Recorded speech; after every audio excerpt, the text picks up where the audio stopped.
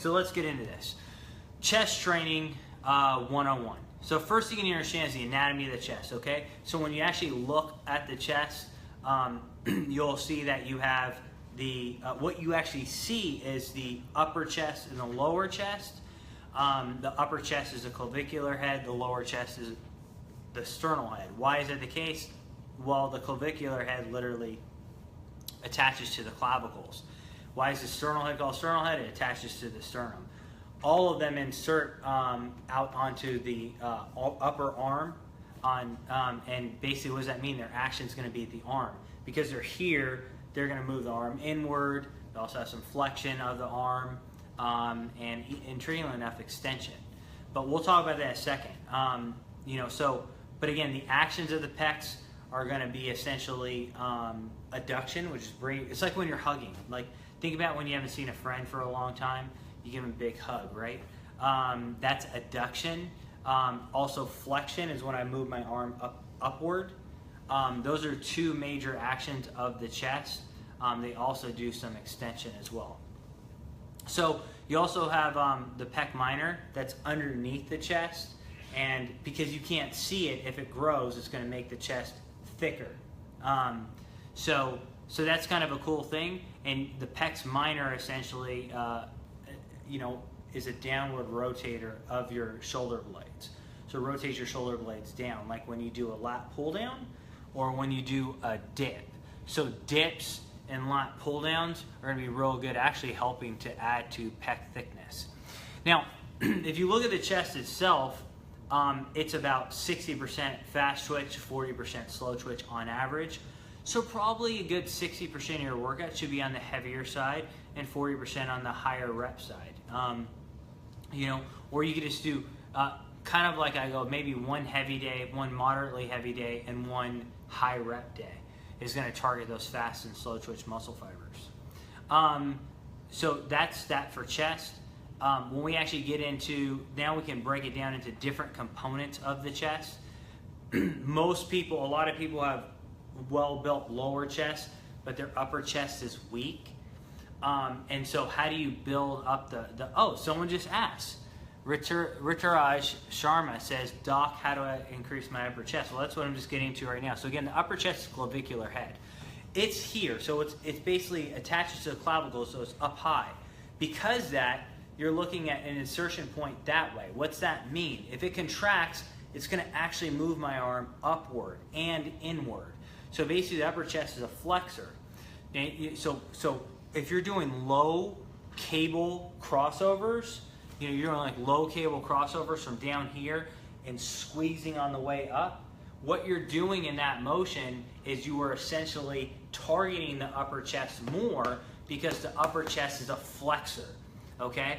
So if you're gonna target that upper chest movement, you're gonna do low cable crossovers and bring the arm in and up at the same time. Now, if you're doing bench press, which is a classic movement for the upper chest, then you're going to actually want to make sure you take advantage of the flexion component of the chest. And to do that, basically, you're going to want more of a shoulder width apart movement, because shoulder width apart is going to actually cause more shoulder flexion.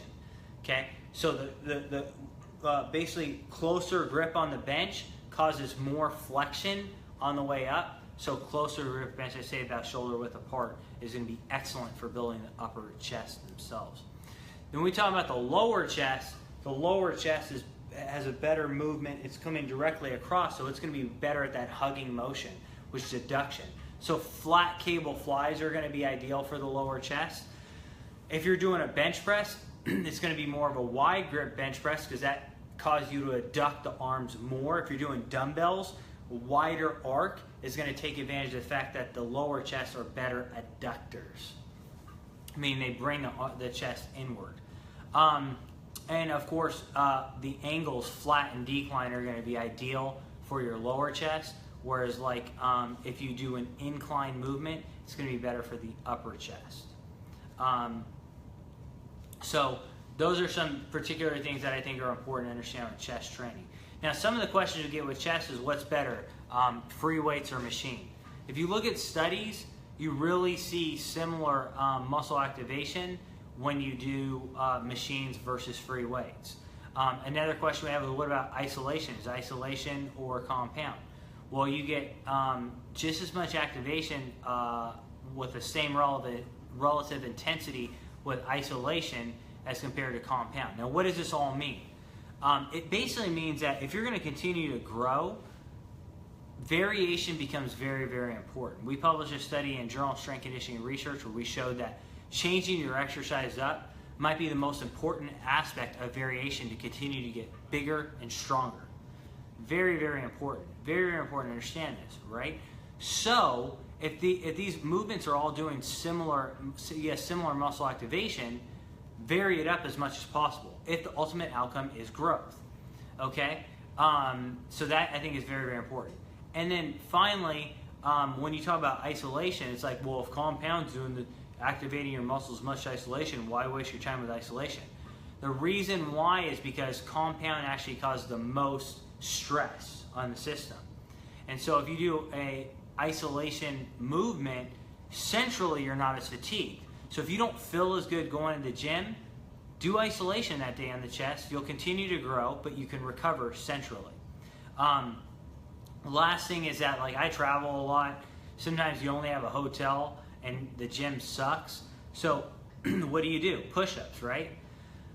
The question is, how beneficial are push-ups compared to like a bench press? Well, if you can bench press 250 pounds, you know, and you only weigh 170, and you're just doing high rep push-ups, maybe your muscle activation is not as high in the push-ups. But if you have a band that constrains you to the same repetition range as you would on a bench press or free weights, muscle activation is going to be the same, if not greater. So my biggest point is that, like, if you're going to go travel, bring some bands, do your push-ups, you're going to be cool. So, and again, going back to emphasizing grip width, we talked about it earlier. Wide grip is going to give you more lower chest. Closer grip is going to give you more upper chest. So that's that. Before we go on, I'll tell you, like, we just came from Hurricane Irma. I'm going to answer your guys' question in a second. But, I mean, we just faced Hurricane Irma. And so this thing was, as you guys know, it's still impacting people. I mean, obviously, the aftermath itself is impacting people. This storm was enormous, 2.5 times the size of Florida. Yes. 2.5 times 600 miles wide. 600 miles wide. And Florida's a big state, guys. Florida's a massive state. So we hear Irma's coming. At first, it was like it was going to hit Miami and not really touch Tampa. We were in Las Vegas, and the tides had turned. They said that Irma basically shifted west, and that Tampa was its new target. Ryan and I were speaking at an event, and basically we have ASPI here, so we had to get ASPI secured down. You know, of course, as you know, Andy knows, my cats are here. Yes. So I can't, you know. So basically, we have family here as well. So what ended up happening is that we had to fly back into the storm. Now we flew back Saturday. We can't. I think we came in Saturday at 1 a.m. And the thing is, when we were coming in, no one was on the flight. Like, no one was on the flight coming home. And when we landed, the airport was jam-packed because everyone was trying to leave. That was very nice, you know, to see. Okay, so I remember getting in my car, driving and getting gas. All the gas stations were out of gas, and it was a ghost town. So everyone's leaving. We're securing down ASPI, and this is our baby. This is our dream. And so I asked Ryan, I was like, you know, should Ryan Lowry, if you don't know Ryan, if you go to his Instagram, it's Ryan Plowry, Ryan P. Lowry. But we're like brothers. Andy and I are like brothers too. But sure. I would say we are brothers. So, but anyway, so I'm like, hey, should we leave? Should we evacuate? And he goes, do you ever see the movie Captain Phillips? And I go, I go, what? No, I didn't. He goes, you go down with the ship. And I said, well, Rye, if you go down with the ship, I'm going down with you. And so, bottom line is that like we ended up staying, and this storm was massive. The mayor was like, this thing's going to destroy. Basically, ASPE's going to be gone. Like our ASPI is going to be gone. And so, anyway, we ended up staying, and the storm ended up battling Cuba. It ended up shifting actually a little bit east. Last second, the storm's getting ready to smack us literally in the jaw. Like everything gone. This thing hit Cuba at a Category 5. They said it was in Cuba beat it down to a Category 3, but they said it was going to literally come in and smash us, crush, devour Tampa. And last second, it shifted east. And it was as if literally the hand of God came down. Literally the hand of God, divine providence came down and spared Tampa and ASPI. So for that, I was very thankful. Said a prayer and everything. And I'll never forget this. I said, it was like the hand of God saved us, Dad. He goes, say a prayer, look up. But not too long, you got to get back to work. So basically, we're focusing right now at ASPI at helping those who are in need. We're going to be doing a big-time charity event at ASPI, try and help people, help their families. Of course, still power's a lot down at a lot of places, but thank God ASPI is intact. Our friends and family in Tampa are intact, but our prayers go out to everyone in Florida, everyone in Cuba, Puerto Rico, everyone, Miami, everyone, Naples, everyone who experienced this tragedy. So with that, guys, let's answer questions. Do some questions? What are your guys' questions? All right, let me. Here, let's do this. Okay. Start on here. Pin comment. Does hand position thumbs up versus thumbs, I guess, around the bar make a difference? Yes. Do you want to answer it? No, that's all. Oh, you said yeah, it did. Oh no. Okay, Yeah, okay. that's all you. Okay. Go for it. No, thumb position won't affect muscle activation because there's no insertion points like here. Now there is some evidence that like if you squeeze like really tight, sometimes that increases neural drive. I think there's some evidence for that. So potentially, also like if you're unsure, you may be kind of scared. So, but in general, like anatomically, biomechanically, it shouldn't. How do you know if a muscle is fast twitch or slow twitch? Well, we try and provide that. We're gonna actually provide all that information on our Muscle Ph.D. Academy coming up. We'll break down all the muscle fiber makeup for each of the muscle groups themselves. So stay tuned for that. But like I said, if you're looking at pecs, they're about 60% fast, 40% slow. If you go back on all the Muscle Ph.D. lessons, we discussed that a lot. We do. Hey Doc, what's the best way to hit the middle chest, I think he's saying? Yes. You know, it's difficult to say like you're going to target the middle chest. But one thing I will say is, like, I've always thought that if you look at like where a muscle inserts, see, basically a muscle can get thicker, but also you can kind of elongate the muscle as well. So, like, if you look at like muscle fibers, imagine there's a muscle fiber and they're units. Muscle fibers are units, okay? And those are called sarcomeres. But they're side by side, so I can increase growth like this. That's like cross-sectional growth, the muscle gets thicker. But I can also increase it like this, longitudinally. So if I want to increase like the thickness around the insertion points, my theory is you want to increase the muscle longitudinally. Now how to do that is going to be like heavy eccentric contractions and train the muscle in a stretch position.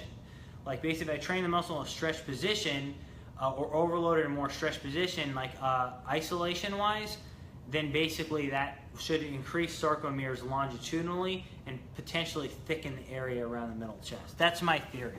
I have thought about this and pondered it a lot. Yeah. If you train past failure every session, how can your body adapt? I mean, if you're a freak of nature, you'll adapt, but if you're not, you're going to feel real tired. you'll be centrally fatigued. The only way I say that you might be able to get away with that is if you're on a lower frequency training split, which we'll talk about in next week's lesson. You know, and so if you're only training every body part once a week, fine, take it to failure. You kind of have to. But if you're training multiple body parts multiple times a week, I wouldn't train everything to failure every set. You know, in fact, maybe you have one day where you're not really training to failure. How can you hit different range of motion and strength curve for upper and lower chest? Great question. I think the biggest thing, you know, one, if you're looking at things like that, typically as you come up, you get stronger with the chest. So I think one thing you can do is add bands to the bar. So if you're adding bands to the bar, they're making it harder as you go up, right? So I definitely think that's one potential thing that you can do. The next thing I would say is Prime fitness equipment is excellent. Basically, you can put plates on Prime so that it stresses the lower portion of the rep, the middle portion of the rep, and the upper. I personally use that every chest workout that I do. What do you think? What's the benefit to accommodating resistance? The benefit to accommodating resistance is this. If you look at like training your chest, for example, especially if you're doing it controlled, the hardest part is going to be like as you're coming up this first half. And so what studies show is that as I'm coming up through the lift, my mechanical advantage is increasing as I'm coming up through the lift, especially like I hit parallel. And everyone's got a sticking point.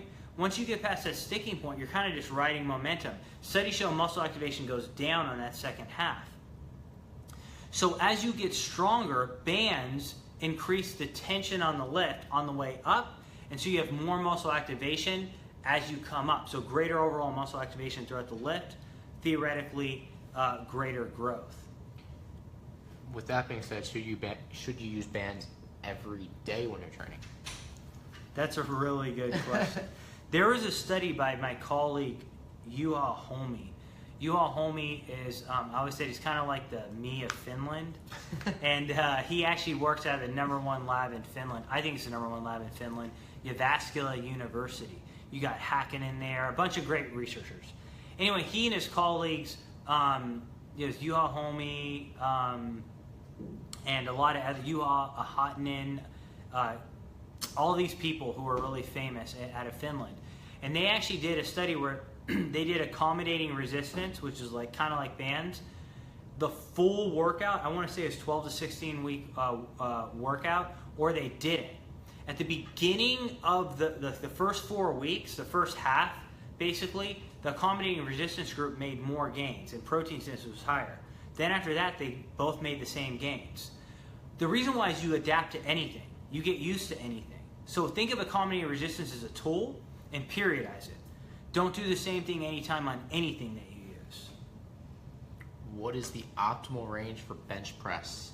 Or that's including flat, incline, and decline. I think we discussed that. Personally, I think full range of motion.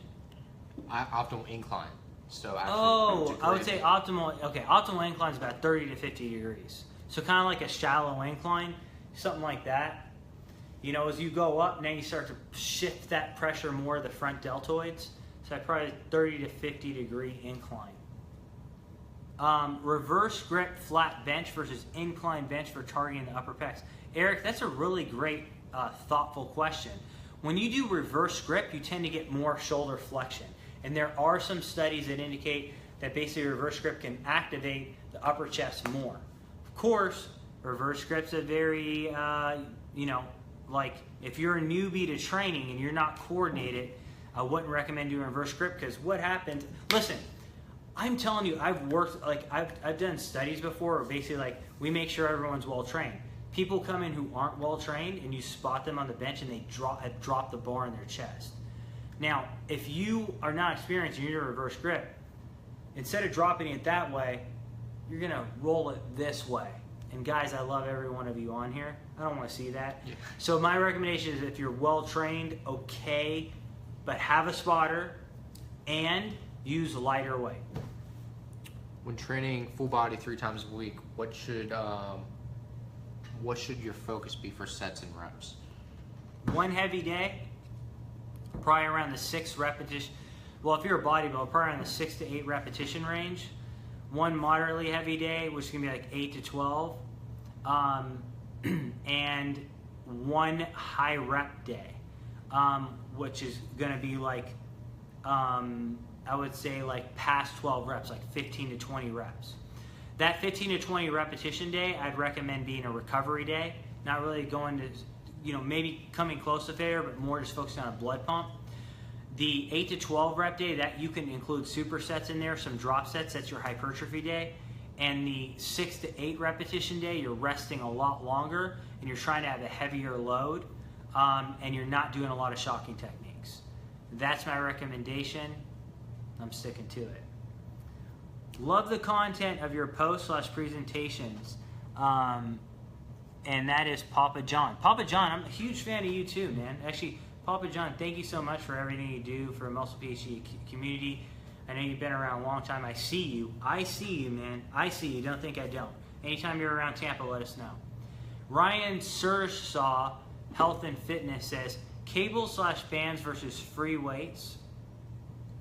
What provides more benefits? It's really a question.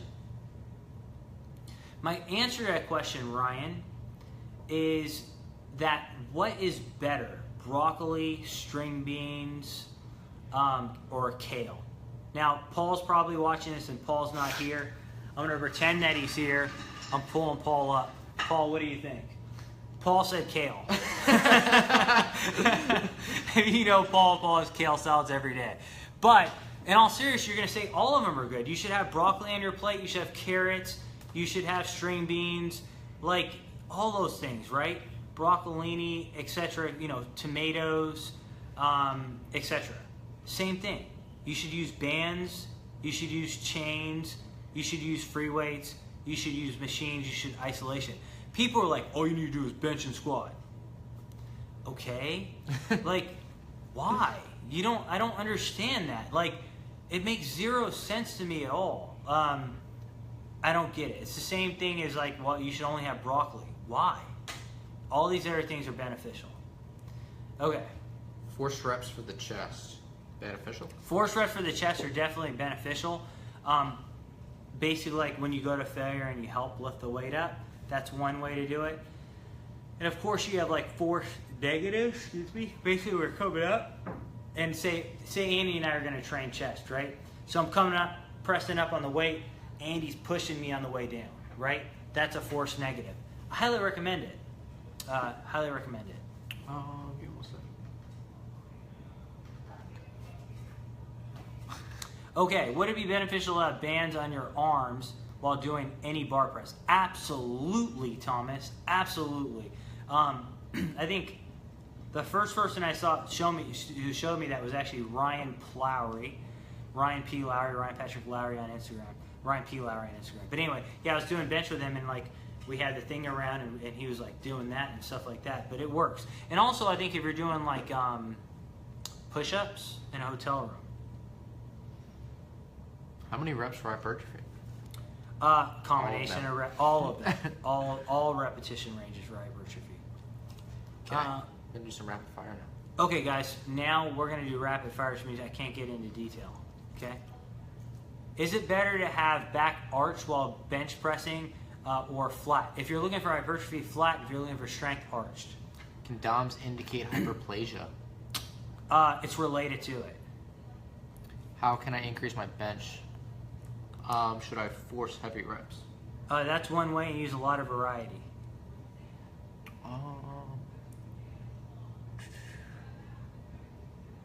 Can intermediate level training use BFR? Yes.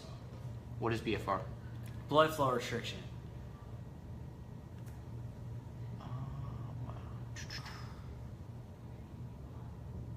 Okay.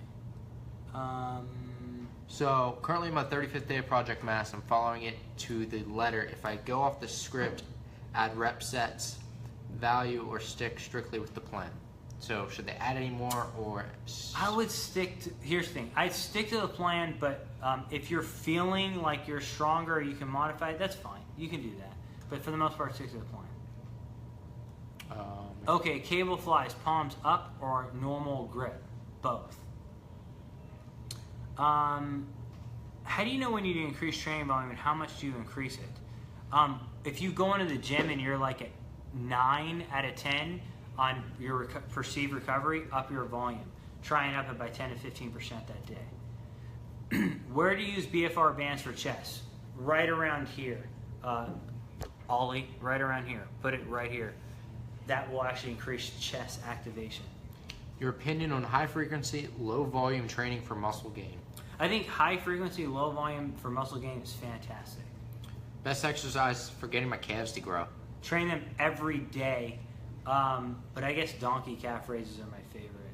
It's old school. What should be the minimum time between carb protein and fat protein meals for like kind of nutrient programming? Between, I think probably like 6 hours at least. Is it true if you don't use it, you lose it? From William Wallace. No. I can only go quick. I want to say a lot of things there. In some cases, well, yes. But I would say when it was training, not entirely. Is that a better answer? Not entirely? Yeah, Okay. I like that answer. Not entirely. Your thoughts on push-pull legs 2 times a week, split for optimal Love it. frequency? Love it. Push-pull legs twice a week is a great split. Going to failure with heavy dumbbell flat bench, then pulsing to failure as a superset? So like going to failure on flat bench, then actually pulsing? Oh, I think that's great. Yeah, Okay. no, I think partial reps are a great way to increase growth. Boom. It's up your alley. Oh, does leucine increase protein synthesis in trained athletes?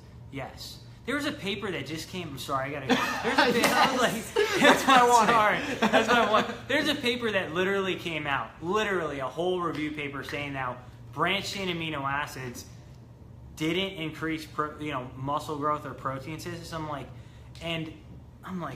guys, sorry. BCAAs are one of the major triggers for protein synthesis. Yes, they're important for muscle growth. That's Muscle Ph.D. on the record. Go ahead, quote me, guys. Throw it viral. Do whatever you want. Boom, here you go. Take the ball. Run with it. Okay. Can we train one muscle group per week? Yeah, you can. I don't think it's ideal. Barbell pullovers for chest, any good? Yeah. Barbell pullovers actually target the lower chest, which are great extensors. Well, they're good extensors. Oh, 1 second. Carb cycling, do it. Hold on 1 second. Okay. Let's see. You can elaborate on this one a little bit more. Can you stretch your chest between sets? Yeah, absolutely, you can. The best way I like to do it is, say I like to do so you're doing flies, right? So when you're done, instead of setting the weights down, let it stretch your chest for like 30 seconds. Now the thing is that, well, that's it. I can't. This is rapid fire, so that's all I can say. All right.